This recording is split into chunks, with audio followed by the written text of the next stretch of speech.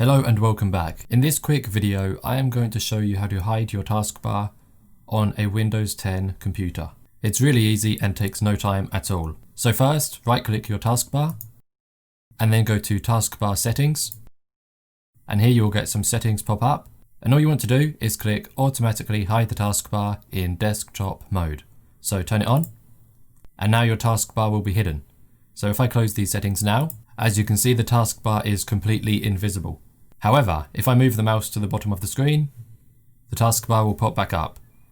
If you want to disable this so the taskbar is visible at all times, go to the taskbar once again, right click it, go to Taskbar Settings, and then underneath where it says Automatically Hide the Taskbar in Desktop Mode, turn it off. And now the taskbar will constantly be visible on your computer. So it takes no time at all, it's super easy, and it is quite a cool feature to be able to have. That's all for this video. Thank you for watching. I hope you learned something new, and we will see you in the next one. Once again, thanks and goodbye.